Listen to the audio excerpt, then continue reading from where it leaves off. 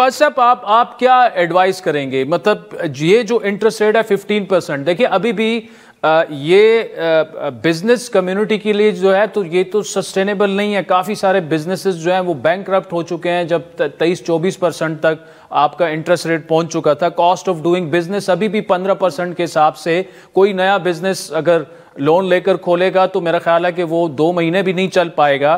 اب تو آپ کیا ایڈوائز کرتے ہیں یہ جو انٹرسٹ ریٹ ہے؟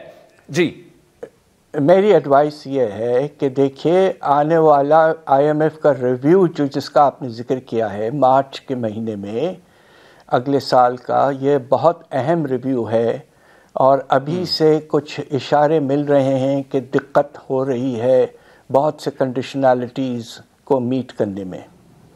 تو کم از کم یہ ہو کر لیں، اور اس میں یہ بھی آپ کا اندازہ پھر ہو جائے گا کہ افراط زر کیا 5% پہ رہتا ہے یا پھر سے کچھ بڑھنا شروع ہو جاتا ہے. تو میری ایڈوائس یہ ہوگی کہ مارچ تک آپ دیکھتے رہیں کہ کیا ہو رہا ہے اور کوشش کریں کہ آئی ایم ایف کے پروگرام کا ریویو کمپلیٹ ہو جائے سکسیسفلی، تو اس کے بعد اور مناسب ہو اگر افراط زر کی رفتار بہت کم رہی تو پھر آپ انٹرسٹ ریٹس کو کم کرنے کی طرف آگے بڑھیں. ٹھیک ہے پاس صاحب، یہ جو 7 پیج کا ڈاکومنٹ ہے commitments pledge by the government with I M F for next review, اس میں آپ کی نظر سے گزرا ہوگا اور ہم نے تفصیلی اس پر اپنے ابتدائیے میں بھی بات کی. کون سی وہ شرائط ہیں جو تھوڑی سی آپ کو لگے گا کہ وی ول اسٹرگل ود دیٹ؟ ایک تو ہمارا جو ایف بی آر کا ریونیو ہے وہ جتنا ہائی رکھا گیا ہے اس میں آلریڈی شارٹ فال ہمارے پاس کئی سو ارب روپے کا آ چکا ہے. اس کے علاوہ آپ کو کون سی ایسی شرائط لگتی ہیں جو کہ جس کا بوجھ عوام پر بھی پڑ سکتا ہے اور بڑا مشکل ہوگا اس کو میٹ کرنا گورنمنٹ کے لیے؟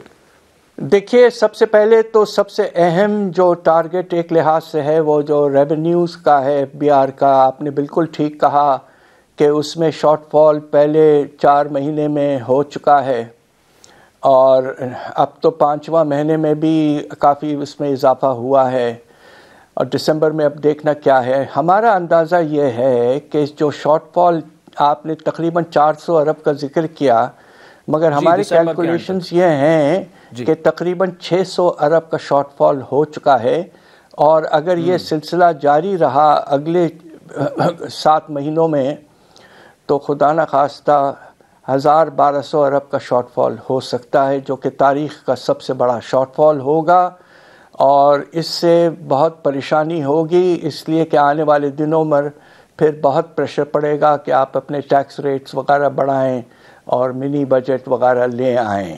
ایک تو یہ بہت مشکل ٹارگٹ ہے. دوسرا جو مشکل ٹارگٹ ہے جس کا وہی بجٹ سے تعلق ہے اور وہ ہے پروونشل گورنمنٹ سے کیش سرپلس 1250 ارب کی کمٹمنٹ ہے.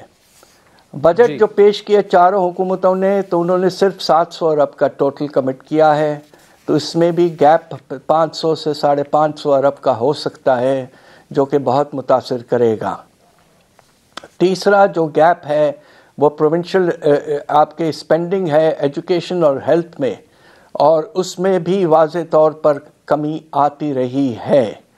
اور ایک اور ذکر کر لوں، البتہ بہت سے اور ہیں، پرائیویٹائزیشن کی جو ٹارگٹ ہے وہ بالکل میٹ نہیں کر پا رہے ہیں ہم. اور آپ نے دیکھا کہ پی آئی اے کا پرائیویٹائزیشن جو ایک بہت اہم پرائیویٹائزیشن تھا وہ آگے نہیں بڑھ پایا ہے. تو اس طرح سے بہت سے ایسے میجر آپ کے ریفارمز اور پالیسیز ہیں جو مشکلات میں ہیں اس وقت. اس لیے آنے والا جو ریویو ہے second review I M F کا، ایک لحاظ سے اس لیے کہ بیچ میں انہوں نے ایک انآفیشیل ریویو بھی کر لیا ہے، تو آپ کو یہ آپ اجازت دیں تو ایک چھوٹا سا اشارہ اور کر دوں. جی جی ضرور. اشارہ اس پہ ہو سکتا ہے کہ پاکستان کو اگلے 3 سال تقریباً $60 ارب سے زیادہ پیسوں کی ضرورت ہوگی ایکسٹرنل فائنینسنگ. یہ بہت بڑا اماؤنٹ ہے اور ہو سکتا ہے کہ آئی ایم ایف کے ساتھ یہ انڈرسٹینڈنگ ہوئی ہے کہ پاکستان اپنے بڑے جو قرضے دینے والے ممالک ہیں، خاص طور پہ چائنا، سعودی عربیہ وغیرہ، ان سے لونز کے ٹرمز میں کچھ تبدیلی آئے، کچھ رول اوور میں اضافہ ہو، کچھ ری پروفائلنگ ہو، تو یہ جو بوجھ ہے اس کو سپریڈ کریں. کچھ اشارہ یہ مل رہا ہے کہ ابھی تک یہ معاملہ جو ہے یہ فائنل نہیں ہوا ہے، اور یہ ایک بہت آئٹم ہوگا ایجنڈا پر مارچ کے ریویو میں. تو بس اب یہ دیکھنا ہے کہ پاکستان اگلے 3 سال کے $60 ارب سے زیادہ باہر سے پیسہ کیسے حاصل کرے گا. یہ سب سے اہم سوال موجود ہے.